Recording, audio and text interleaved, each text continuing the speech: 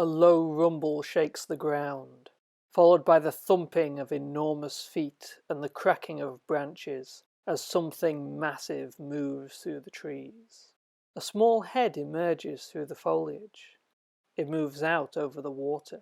It takes a full 10 seconds before its body appears. In the swampy water lie the bones of other dinosaurs that tried to reach the lush vegetation and were trapped. This creature bends its head and effortlessly grazes on this bounty without leaving the bank. Moving its immense neck from side to side, it continues to strip stems of their leaves, picking everything clean without moving a toe.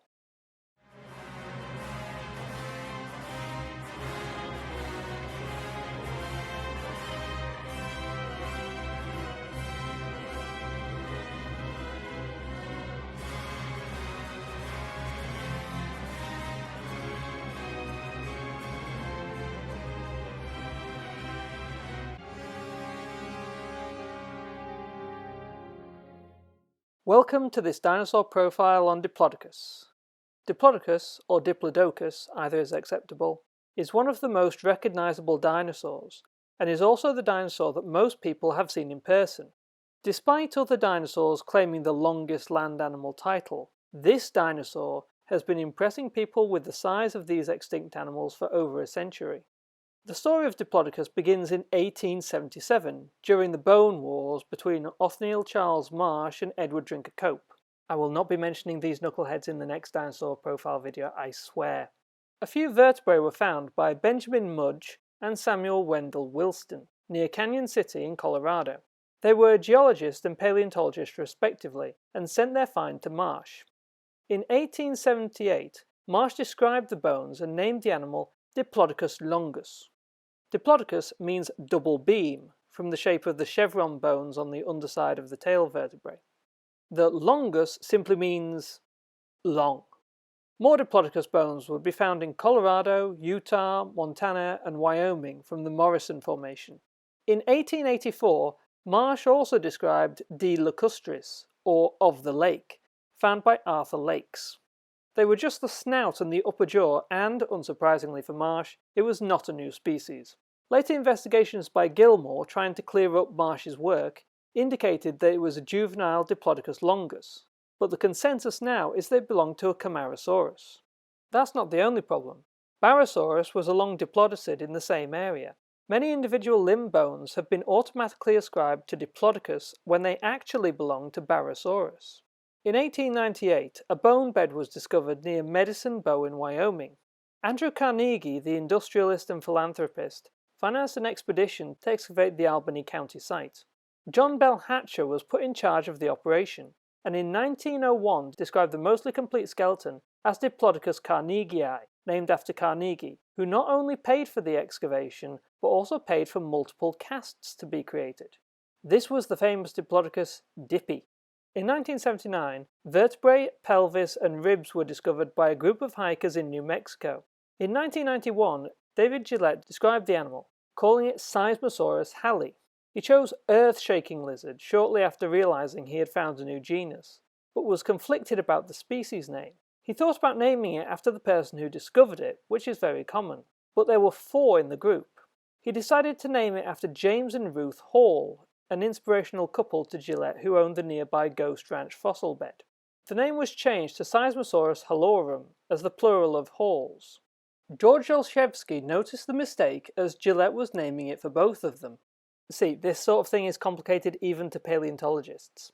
Seismosaurus, as described, was among the longest dinosaurs found, with estimates of its length going up to 52 meters.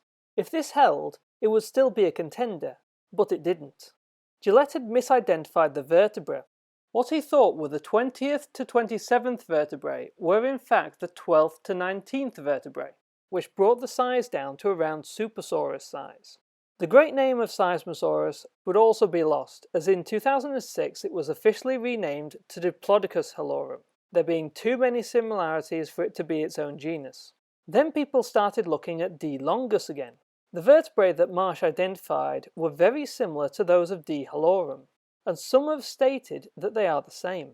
D. longus has been in a dubious position for some time, The fragmentary nature of the find, and the fact that it is missing most of the features that would differentiate it from other Diplodocus species, mean that it is being used less and less as a reference. In 2015, Emmanuel Chop, Octavio Mateus, and Roger Benson petitioned the International Commission on Zoological Nomenclature to formally change the type species of Diplodocus from D. longus to D. carnegii. It was narrowly rejected. So at the moment, the Diplodocus genus, the Diplodocene subfamily, and the Diplodocid family are all based on a dubious species. I'm going to rewind a bit and talk about Dippy, particularly the one that until recently was at the Natural History Museum in London. The story goes that in 1902, King Edward VII was visiting Carnegie in his Scottish castle when he noticed the sketch of Diplodocus that Hatcher had described the year before. Carnegie agreed to donate a cast to the Natural History Museum and paid £2,000, about £200,000 in today's money, for the cast to be made. The 292 pieces were shipped in 36 crates, and Dippy was unveiled in 1905 for the very first time. Carnegie's own museum, where his own cast would be displayed, was still being built. Dippy was originally placed in what was then the Reptile Gallery, because he was too big for the Fossil Reptile Gallery, but he was eventually moved to join an Iguanodon and Triceratops in 1931. In an interesting note, staff had a box of spare tail vertebrae, as visitors often nicked them off the drooping tail as souvenirs. I love Dippy, and the effect he has had on generations of children cannot be understated. But I do have a few confessions to make. Like all dinosaur display pieces, Dippy is a bit of a chimera. The majority of the skeleton is a cast of the one described in 1901, but a few missing bones were copied from other Diplodocus specimens. Some of the foot and leg bones had not yet been found, and so were replaced with Camarasaurus bones. And then there's Dippy's iconic head. Well, this isn't it. In 2015, this was found to be the head of a close relative, Gallimiopus, meaning in need of a helmet, because its brain wasn't very well protected.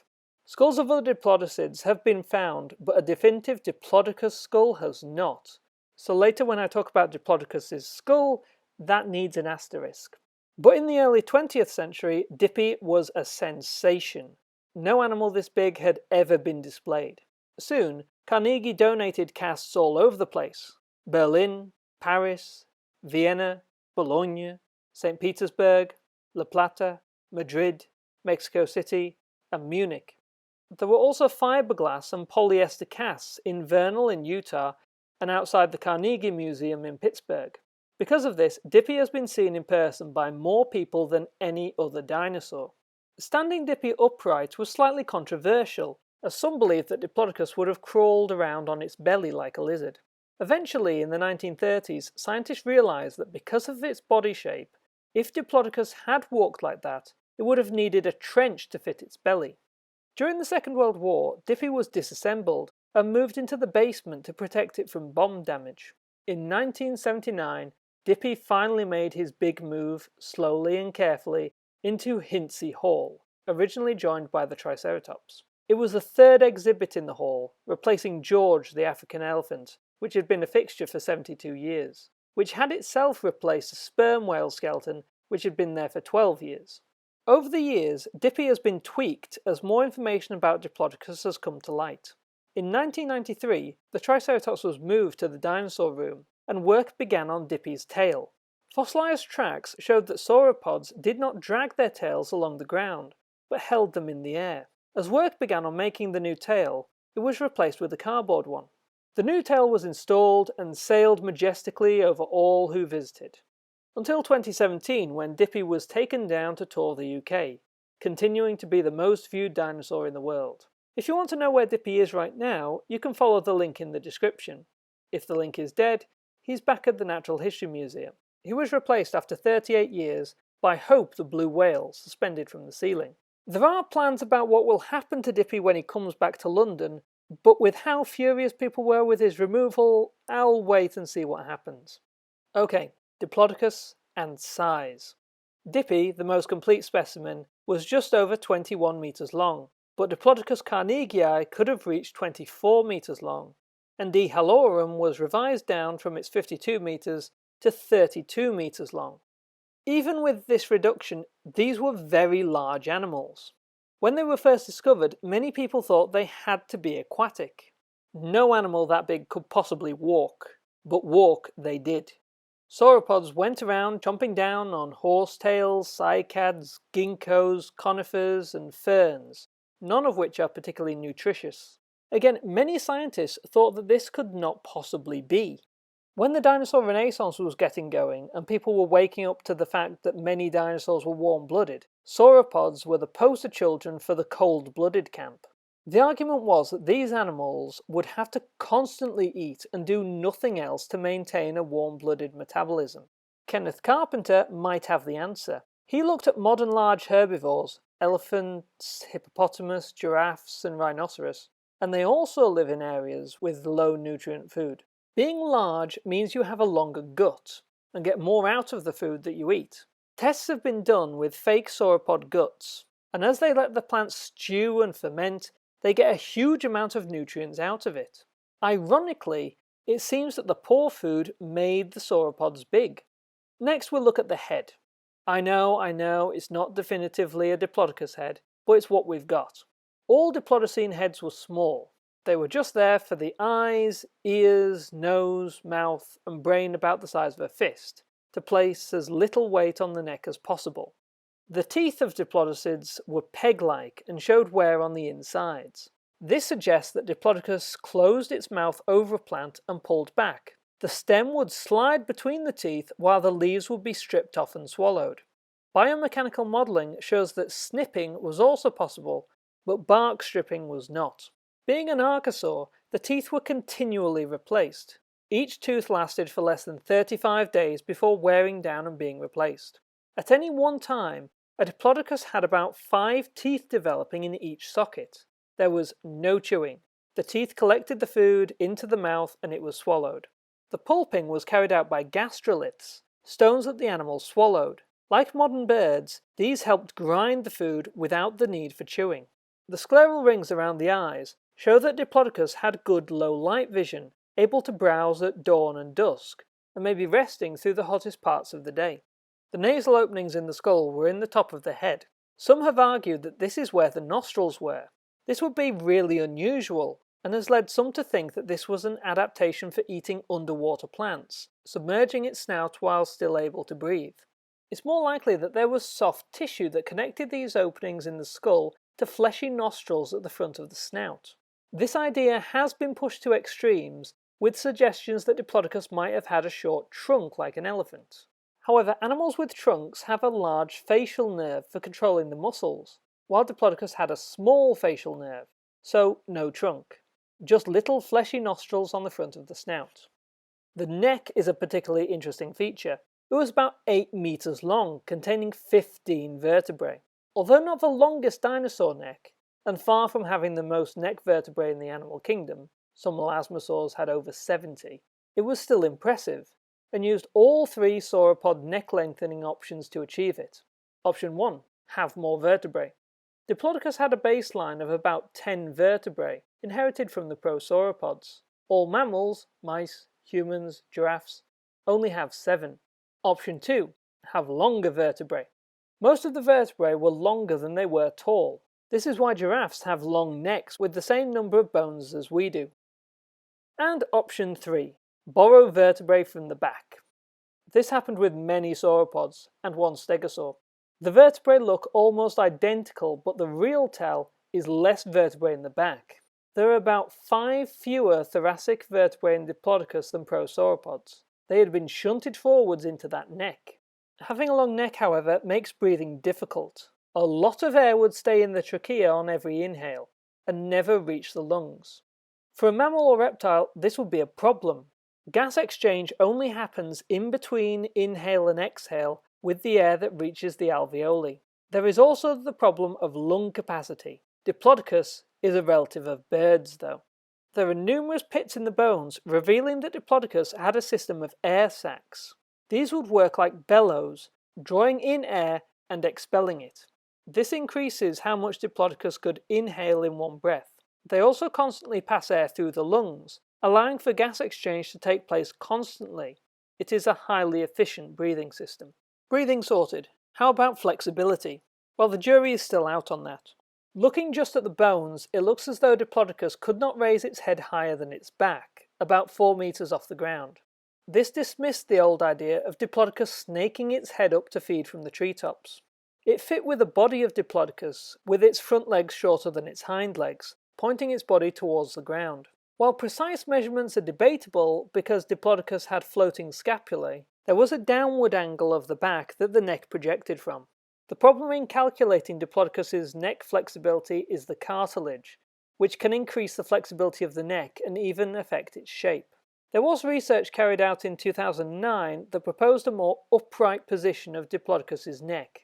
There are various flawed assumptions made to extrapolate the maximum range of motion, including basing it off a Diplodocus longus specimen with a deformed vertebra, but the chief argument is that all tetrapods, amphibians, reptiles, mammals, birds, hold their heads as far back and up as possible in a resting pose. They also argued against any support mechanisms for an outstretched neck, such as the nuchal ligament and air sacs, by claiming these are not seen in living vertebrates. Using living animals as a guide is generally a good idea. I talk about them all the time in these videos. But I would like to know what 13-ton, 4-legged, warm-blooded crocodile bird with an 8-meter neck and 18-meter tail these guys are using as a comparison. Novel adaptations appear all the time. Many animals have independently evolved nuchal ligaments. Not necessarily for long necks, but it has happened.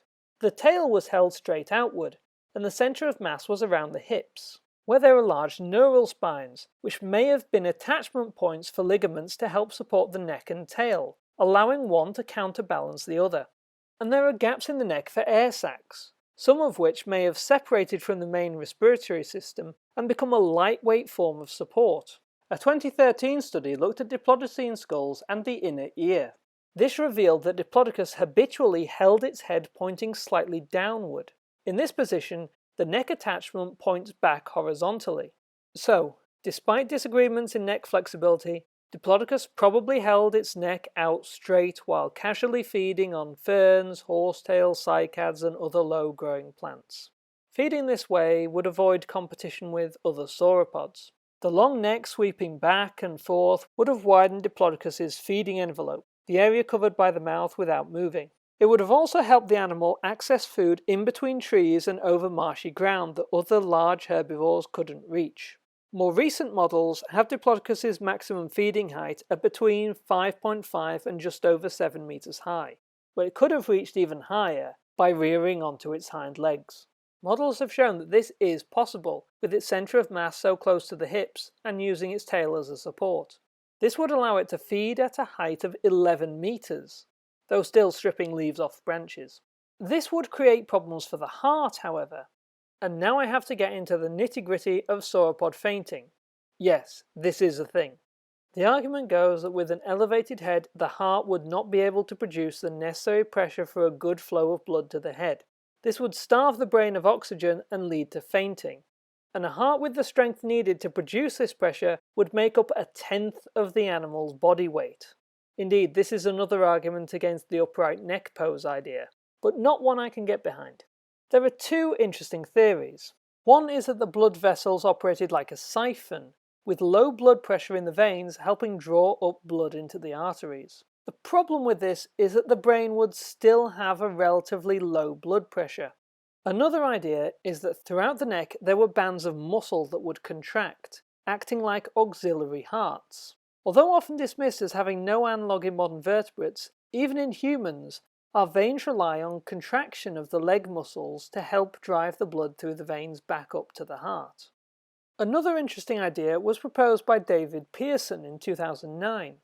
He broke down the simplistic cold-blooded, warm-blooded dichotomy and calculated that a lower metabolic rate would allow for a sauropod that could maintain its body temperature and produce the necessary blood pressure with a heart weighing 384 kilograms rather than 1.6 tons. It is thought that young Diplodocus probably had a high metabolism, helping them to grow quickly, but this slowed as the animal aged. The legs of Diplodocus were short compared to the size of the body. Diplodocus has even been called the Datsun of the sauropods. The front feet of Diplodocus were horseshoe-shaped, with the foot made up of the fingers acting like columns. Like all sauropods, there is evidence that there were no fleshy pads. Also, they had a large claw on each of the front feet. It's unknown what this claw was used for, maybe fending off predators, but they were the largest in the diplodocids. Diplodocus's tail took up over half of its total length, and was made up of about 80 vertebrae. The double beam chevrons that gave Diplodocus its name run along the lower part of the tail closest to the body. These have been found in other diplodocids, and may have helped support the tail or kept blood flowing when the animal laid down. There is the theory that Diplodocus might have used its tail like a bullwhip.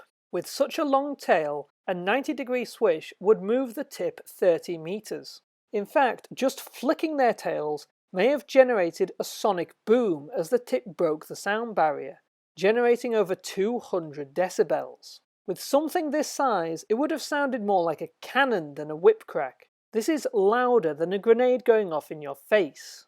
Forget deafening, standing too close to this could kill you.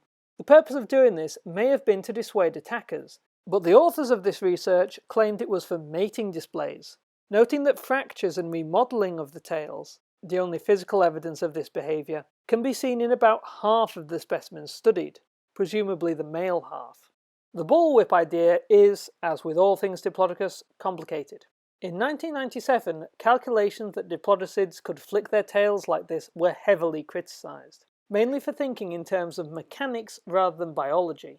Also, their attempt to experimentally prove their theory by creating a diplodocid tail using their mathematical model out of stainless steel did not help. There is no mention either about how the animal itself would deal with something like that.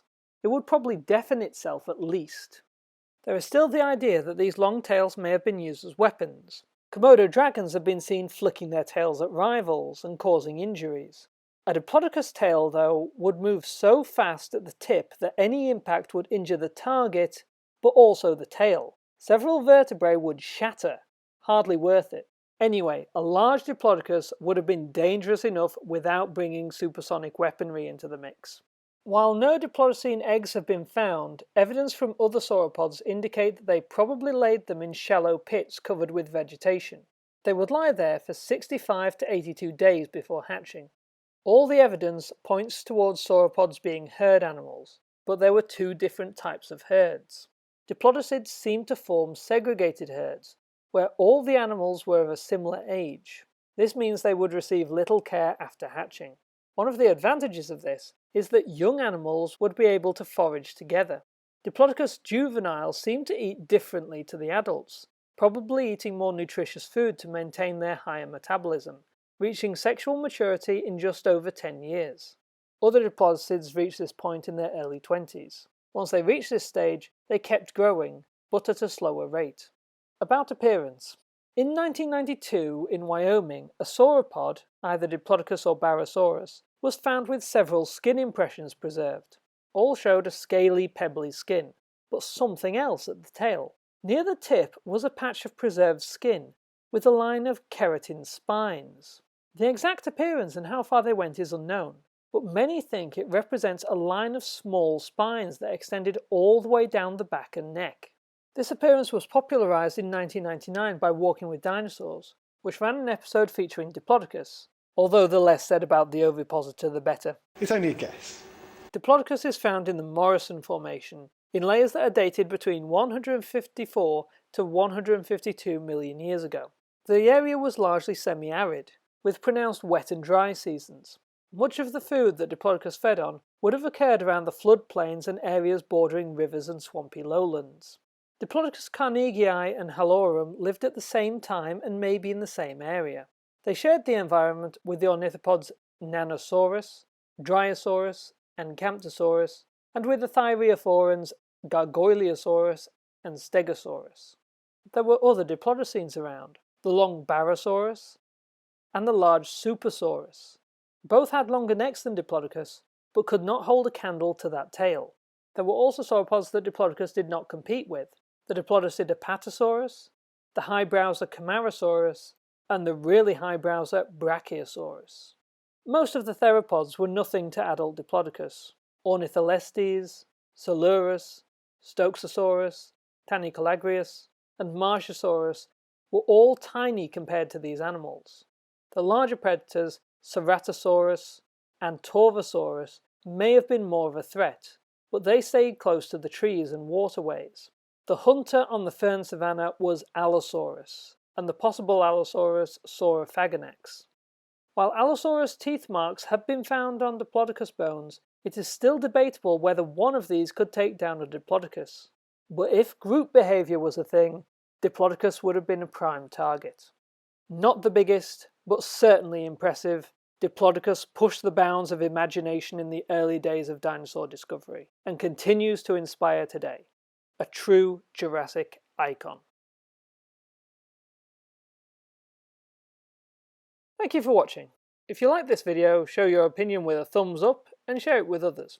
Maybe subscribe if you'd like to see more videos like this. Why not post a comment on what dinosaur you'd like me to do a profile on next? By the way, these are dinosaur profiles. No pterosaurs or marine reptiles need apply. Note, I will not be doing Tyrannosaurus Rex in my next profile. I will be doing it eventually, I just want more experience so I can do it justice. If you want to further support this channel, I have a book available on iBooks. It's interactive, has original illustrations, and has a number of interesting dinosaurs in it, including Diplodocus. Link in the description. Next, predating armoured knights, ironclads and tanks by 66 million years. This dinosaur took personal protection to the next level. A dinosaur profile on Ankylosaurus. Hope to see you then.